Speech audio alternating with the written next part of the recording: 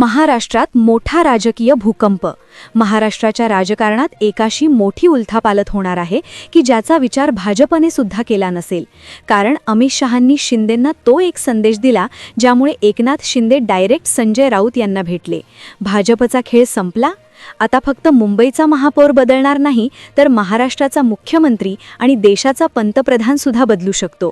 कारण असे एक नवीन समीकरण समोर आले आहे. अशा काही गुप्त बैठका झाल्या आहेत की ज्यामुळे मुंबईसहित देशाचं राजकारण देखील हादरून निघणार आहे. महापालिकेचा निकाल लागल्यापासून प्रत्येक पक्ष आपला महापौर बसवण्यासाठी वेगवेगळ्या हालचाली करत आहे. क्षणाक्षणाला गोष्टी बदलत आहे.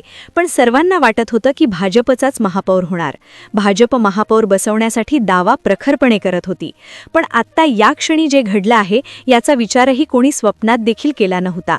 देशातला सर्वात मोठा पक्ष भाजप यांनी देखील हा विचार केला नव्हता. कारण की एक अशी गुप्त बैठक मुंबईमध्ये त्याचबरोबर महाराष्ट्रातील एका जिल्ह्यातील एका गुपित ठिकाणी झाली आहे आणि त्यामधून अशी भयानक तडजोड समोर आली आहे की ज्यामुळे दिल्ली देखील हादरणार आहे. मग अचानक असं काय घडलं की ज्यामुळे भाजपचं अस्तित्व आता धोक्यात येण्याची शक्यता निर्माण झाली आहे? गुप्त बैठकांमध्ये नेमकं काय ठरलं आहे की ज्यामुळे राज्यासहित देशातील मुख्यमंत्री आणि प्रधानमंत्री देखील बदलू शकतात? मुंबईच्या महापौराचं कोणतं नवीन नाव समोर आलं आहे? चला जाणून घेऊया या प्रकरणाचा संपूर्ण सविस्तर रिपोर्ट. महाराष्ट्राच्या राजकारणाने आजवर अनेक ऐतिहासिक वळणे पाहिली आहेत. अनेक अभेद्य वाटणाऱ्या युत्या तुटताना पाहिल्या आहेत आणि शत्रूचे मित्र होतानाही पाहिले आहे. मात्र सध्या सह्याद्रीच्या कड्या कपाऱ्यांतून आणि मुंबईच्या अरबी समुद्राच्या लाटांमधून अशा काही राजकीय बातम्या येत आहेत ज्याची कल्पना कदाचित देशातील सर्वात मोठ्या राजकीय पक्षाने म्हणजेच भारतीय जनता पक्षानेही केली नसेल. ही चर्चा केवळ एका महानगरपालिकेच्या महापौर पदाची नाही, तर ही चर्चा आहे महाराष्ट्राच्या स्वाभिमानाची आणि दिल्लीच्या तख्ताला हादरा देणाऱ्या एका संभाव्य महायुतीची. राजकीय जाणकारांच्या मते पडद्यामागे अशा काही हालचाली सुरू आहेत ज्याचा परिणाम म्हणून महाराष्ट्राच्या राजकारणात एक अशी उलथापालथ होऊ शकते जिचा विचार अमित शहांनीही केला नसेल. महाराष्ट्राच्या राजकारणात सध्या ज्या हालचाली सुरू आहेत त्या पाहता असे दिसते की एकनाथ शिंदे यांनी भाजपला मोठा धक्का देण्याची तयारी केली आहे. या नव्या गणितानुसार जर दोन्ही शिवसेना एकत्र आल्या तर केवळ मुंबईवर भगवा फडकणार नाही तर राज्याच्या सत्तेतही मोठे बदल होतील. आकड्यांचे गणित पाहता दोन्ही शिवसेनेचे 77 आमदार, दोन्ही राष्ट्रवादीचे 51 आमदार, काँग्रेसचे 16 आमदार आणि 4 अपक्ष असे एकूण 148 आमदारांचे भक्कम बहुमत तयार होते. हे बहुमत कोणत्याही सरकारला सत्तेवरून खाली खेचण्यासाठी पुरेसे आहे. परंतु ही योजना केवळ राज्यापुरती मर्यादित नाही. जर एकनाथ शिंदे केंद्रातून बाहेर पडले तर त्याचे पडसाद बिहार आणि आंध्र प्रदेशमध्येही उमटतील. नितीश कुमार, चंद्राबाबू नायडू आणि चिराग पासवान हे देखील एनडीए सरकारमधून बाहेर पडण्याची दाट शक्यता वर्तवली जात आहे. जर हे सर्व घडले तर दिल्लीच्या तख्तावर मोठे फेरबदल पाहायला मिळतील.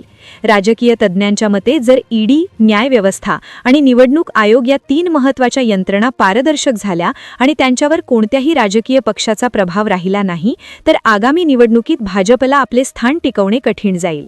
मुंबई महानगरपालिकेच्या निकालांनंतर महापौराच्या खुर्चीसाठी सुरू असलेला हा संघर्ष आता निर्णायक वळणावर पोहोचला आहे. उद्धव ठाकरे यांनी नुकतेच जे विधान केले की देवाच्या मनात असेल तर आपला महापौर होऊ शकतो, या विधानाने राजकीय वर्तुळात मोठी चलबिचल निर्माण झाली. हे विधान केवळ राजकीय विधान नव्हतं तर तो एक नियोजित संकेत होता. या विधानामुळे समोरच्या गटामध्ये संशयाचे वातावरण निर्माण झाले. खबरदारीचा उपाय म्हणून एकनाथ शिंदे यांनी तातडीने त्यांचे 29 नगरसेवक मुंबईतील ताज लँड्स एंड या हॉटेलमध्ये नेऊन ठेवले आहेत. हे नगरसेवक फुटू नयेत आणि कोणीही त्यांच्या संपर्कात येऊ नये यासाठी कडेकोट बंदोबस्त लावला गेला आहे. दुसरीकडे महाराष्ट्राच्या राजकीय क्षितिजावर एक अत्यंत महत्त्वाची, तितकीच संवेदनशील आणि पूर्णपणे गुप्त अशी घडामोड धाराशिवमध्ये घडल्याची धक्कादायक माहिती समोर आली आहे.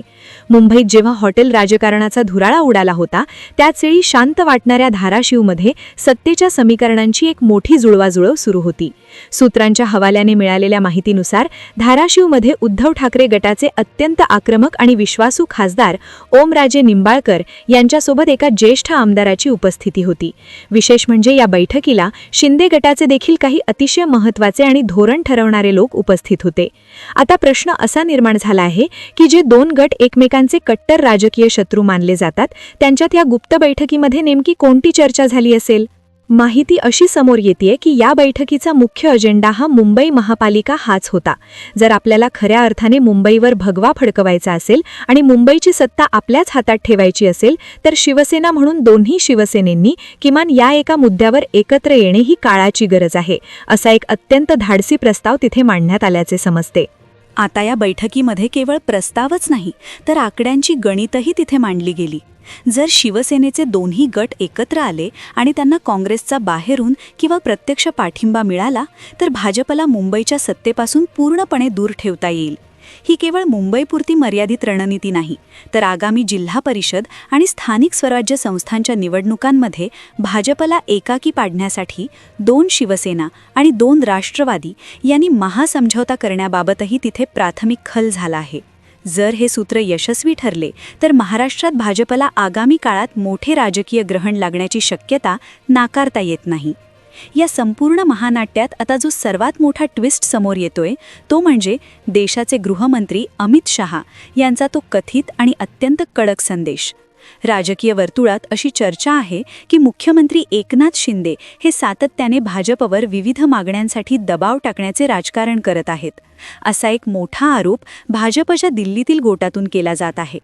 सुरुवातीला मुख्यमंत्री पदासाठी झालेली ओढाताण आणि आता मुंबईच्या महापौर पदासाठी 2.5 वर्षांचा हट्ट यामुळे भाजपचे हायकमांड प्रचंड नाराज असल्याचे बोलले जात आहे. माहिती अशी मिळतेय की या सततच्या दबावतंत्राला आता खुद्द अमित शहा यांनी पूर्णविराम देण्याचे ठरवले आहे. त्यांनी महाराष्ट्रातील भाजप नेत्यांना एक स्पष्ट आणि रोखठोक संदेश पाठवला आहे. शहा यांनी म्हटले आहे की जर एकनाथ शिंदे अतिदबावाचे राजकारण करून भाजपला कोंडीत पकडण्याचा प्रयत्न करत असतील तर त्यांना स्पष्ट शब्दात निरोप द्या की आम्हाला तुमची गरज नाही आणि आम्हाला तुमची गरज नसेल तर तुम्हालाही आमची गरज नसावी. तुम्ही तुमचे निर्णय घेण्यास पूर्णपणे स्वतंत्र आहात आणि आम्ही आमचा मार्ग निवडण्यास मोकळे आहोत. अमित शहांचा हा अल्टिमेटम जेव्हा वर्षा बंगल्यावर किंवा शिंदे गटाच्या प्रमुख नेत्यांपर्यंत पोहोचला तेव्हापासून संपूर्ण चित्रात एक मोठा बदल पाहायला मिळाला. कालपर्यंत जे नेते अत्यंत आक्रमक भाषेमध्ये महापौर पदावर दावा सांगत होते त्यांची भाषा आज अचानक नरमली आहे. स्वतः मुख्यमंत्री एकनाथ शिंदे आता महायुतीचाच महापौर होईल यात कोणतीही शंका नाही असे सांगत आहेत. इतकेच नाही तर ताज लँड्स एंड हॉटेलमध्ये ठेवलेल्या नगरसेवकांबाबत त्यांनी दिलेले स्पष्टीकरणही बरेच काही सांगून जाते. ते नगरसेवकांचे केवळ एक प्रशिक्षण शिबिर आहे असे सांगून त्यांनी प्रकरणावर पडदा टाकण्याचा प्रयत्न केला आहे. मात्र राजकीय जाणकारांच्या मते हा केवळ पडदा नसून एका मोठ्या वादळापूर्वीची शांतता असू शकते. यामध्ये आणखी एक महत्त्वाची कडी म्हणजे शिवसेना नेते संजय राऊत यांची एंट्री. संजय राऊत हे देखील ताज लँड्स अँड हॉटेलमध्ये जाऊन आल्याची आणि तिथे त्यांनी शिंदे गटाच्या काही नगरसेवकांशी अत्यंत गोपनीय चर्चा केल्याची माहिती आता फुटली आहे. चर्चा तर इथपर्यंत आहे की राऊत आणि मुख्यमंत्री शिंदे यांची एका गुप्त ठिकाणी भेट झाली असून त्या भेटीत भाजपला शह देण्याबाबत चर्चा झाली आहे. जर या वृत्तामध्ये 10% जरी तथ्य असेल तर महाराष्ट्राच्या राजकारणात सत्तेचे एक नवीन आणि अत्यंत शक्तिशाली केंद्र तयार होण्याची दाट शक्यता आहे. अशा परिस्थितीत भाजपचे अस्तित्व आता धोक्यात आले आहे का? कारण जर दोन्ही शिवसेना आणि दोन्ही राष्ट्रवादी एकत्र आले तर राज्याच्या विधानसभेचे चित्र पूर्णपणे बदलून जाईल. 77 शिवसेना आमदार, 51 राष्ट्रवादी आमदार, 16 काँग्रेस आणि 4 अपक्ष मिळून होणारा 148चा आकडा हा भाजपला सत्तेवरून बेदखल करण्यासाठी पुरेसा आहे. ही परिस्थिती केवळ राज्यालाच नाही तर दिल्लीतील NDA सरकारलाही हादरा देणारी ठरू शकते. कारण जर महाराष्ट्रात ही युती यशस्वी झाली तर केंद्रातील घटक पक्ष असलेले नितीश कुमार आणि चंद्रबाबू नायडू हे देखील आपली राजकीय सोय पाहण्यास सुरुवात करतील अशी भीती भाजपला वाटत आहे. आगामी काळात हे राजकीय महानाट्य कोणते वळण घेते हे पाहणे औत्सुक्याचे ठरेल. एकीकडे अमित शहांची कडक भूमिका, दुसरीकडे एकनाथ शिंदेंची बदललेली चाल आणि संजय राऊतांची पडद्यामागची रणनीती.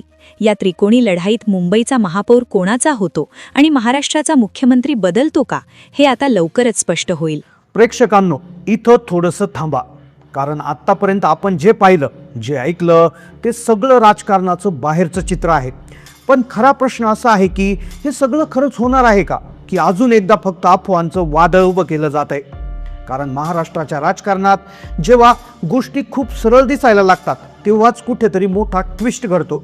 आज एकनाथ शिंदे दबावात आहे, भाजप अस्वस्थ आहे, उद्धव ठाकरे शांत आहेत आणि राजकारणात जेव्हा कुणी शांत असतं तेव्हा तो काहीतरी मोठा विचार करत असतो. पण हे लक्षात ठेवा, महापौर कोण होणार यापेक्षा महत्त्वाचं आहे कोण शेवटच्या क्षणी बाजू बदलणार. कारण मतदानाच्या दिवशी एक माणूस जरी गैरहजर राहिला, एक फोन जरी बंद झाला किंवा एक निर्णय बदलला तर संपूर्ण गणित कोसळू शकतं. म्हणूनच आज जे दिसतंय ते अंतिम सत्य आहे असं समजणं धोक्याचं ठरेल.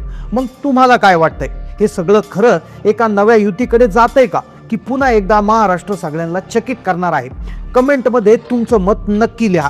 आणि अशाच पडद्यामागच्या घडामोडी सर्वात आधी जाणून घ्यायच्या असतील तर आपल्या चॅनलला सबस्क्राईब करायला विसरू नका. आपण पुन्हा भेटूया पुढच्या मोठ्या अपडेटसोबत.